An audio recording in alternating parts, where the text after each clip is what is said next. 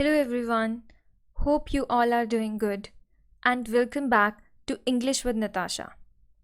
आज हम अपने लेसन में पढ़ने वाले हैं 4 ऐसे पेयर ऑफ वर्ड्स जो कॉमनली सबको कंफ्यूज कर देते हैं. ते एक्सेप्ट, एक्सपेक्ट एंड एक्सेप्ट. ऐसे ही आइडल और आइडल है, इन दोनों की तो प्रोनाउंसिएशन बिल्कुल ही सेम है, आइडल एंड आइडल. ठीक है, बट इन दोनों की यूजेज बहुत डिफरेंट है. ऐसे ही सेम ये पेयर है, इन वर्सेस इन. दोनों का मीनिंग डिफरेंट है, यूजेज डिफरेंट है, बट प्रोनाउंसिएशन सेम है. ऐसे ही ये दो हैं, इनकी प्रोनाउंसिएशन में थोड़ा डिफरेंस है, एडवाइस एंड एडवाइज. इसको ज की साउंड के साथ बोला जाता है और इसको स की साउंड के साथ बोला जाता है.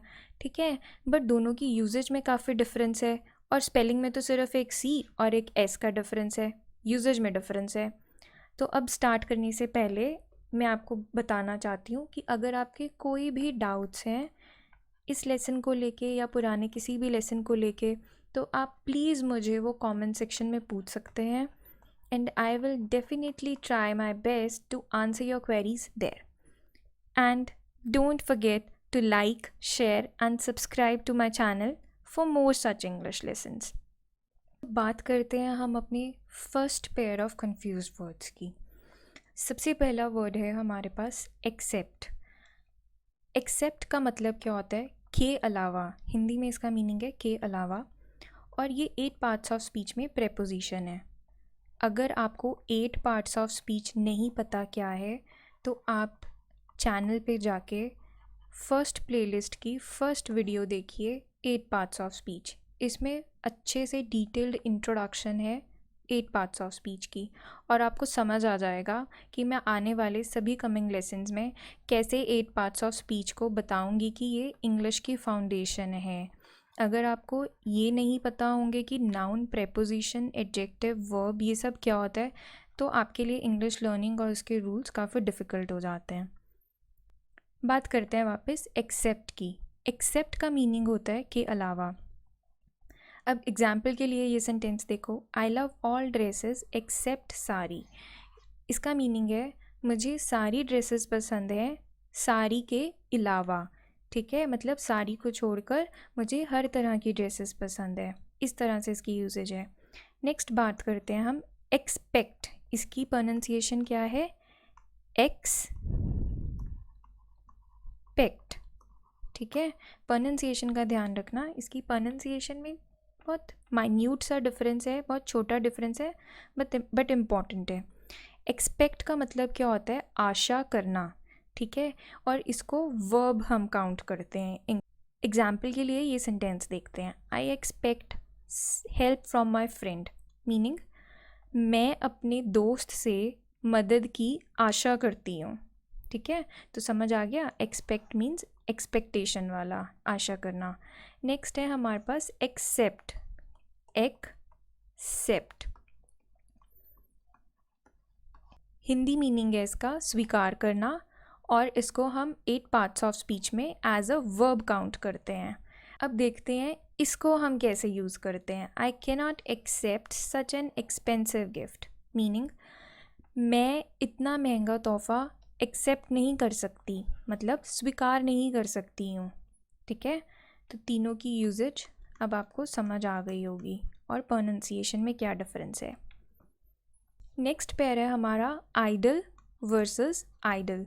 दोनों की प्रोनाउंसिएशन जो है बिल्कुल सेम है, कुछ भी डिफरेंस नहीं है प्रोनाउंसिएशन में. आइडल वर्सेस आइडल, बट इसको हम हमेशा इंग्लिश में एज अ नाउन यूज़ करते हैं, और IDLE को हम हमेशा इंग्लिश में एज एन एडजेक्टिव यूज़ करते हैं. आइडल का मतलब होता है हिंदी में मूर्ति.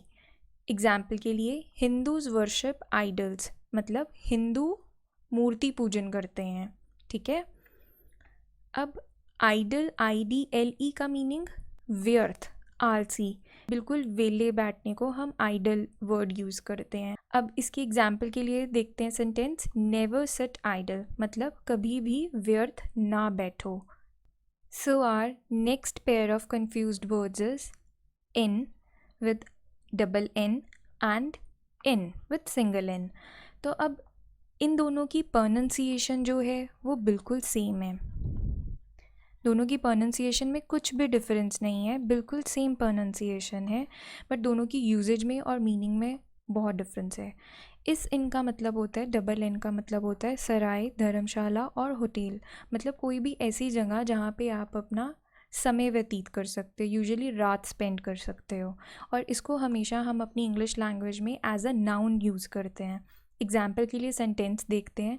आई stayed in an inn at Haridwar, meaning मैंने हरिद्वार में एक धर्मशाला में अपना टाइम व्यतीत किया। ठीक है, मतलब उन्होंने क्या किया, वो कहाँ रुके, एक धर्मशाला में, एक सराय में हरिद्वार में रुके। नेक्स्ट बात करते हैं I N with single in. अब ये इन जो होता है इसको हम हमेशा एज अ प्रेपोजिशन यूज़ करते हैं। इसका मीनिंग क्या है हिंदी में, अंदर। एग्जाम्पल के लिए सेंटेंस देखते हैं। I will stay in Mumbai for 3 days, मतलब मैं मुंबई में 3 दिन के लिए रहूँगा। ठीक है, मुंबई में, अंदर, ये सब किसके मीनिंग होते हैं, इनके। नेक्स्ट बात करते हैं हम एडवाइस और एडवाइस की। जैसे मैंने इन दोनों की प्रोनंसिएशन बताई, ये एडवाइस को हम स के साथ बोलते हैं और इस एडवाइस को हम ज की साउंड के साथ बोलते हैं, ज की साउंड के साथ। अब इस एडवाइस का मीनिंग है सलाह, मतलब इसको हम कैसे यूज़ करेंगे, as a noun. Example, his advice is very valuable, मतलब उसकी सलाह काफ़ी वैल्यूएबल होती है, काफ़ी अच्छी होती है। ऐसे ही एडवाइज़ हमेशा यूज़ किया जाता है एज अ वर्ब, मतलब जब कोई आपको सलाह देता है, आपके बिना मांगे आपको जनरली ऐसी सलाह दी जाती है। इसके लिए हम कौन सा वर्ड यूज़ करते हैं, advise with S. Example, my mother advised me to work hard, मैंने उनसे उनकी सलाह नहीं मांगी थी, बट मेरी मदर ने, मेरी माँ ने मुझे क्या सलाह दी कि मैं ज़्यादा मेहनत करूँ और अच्छे से मेहनत करूँ। ठीक है, तो मतलब सलाह देना जब भी आपने यूज़ करना है तो आप एडवाइज़ यूज़ करते हो, बोलते भी इसको ज के साथ हो और स्पेलिंग में भी एस आता है। बट जब आप इसको एज अ नाउन बोल रहे हो तो क्या बोलते हैं हम हमेशा इसको, एडवाइस, स के साथ। और लिखते कैसे हैं, ADVICE। Alright, so that brings us to the end of this lesson and I hope you really enjoyed it। और आज आप सबको समझ आ गया होगा कि एक्सेप्ट, एक्सपेक्ट एंड एक्सेप्ट में क्या डिफरेंस है। ऐसे ही हम कब एडवाइस और एडवाइस यूज़ करते हैं, इन वर्सेस इन का क्या मीनिंग है और आइडल वर्सेस आइडल का क्या मीनिंग है। If you feel like you have learned something new here, please like and comment in the comments section. Remember to subscribe to this channel and I will see you in the next lesson.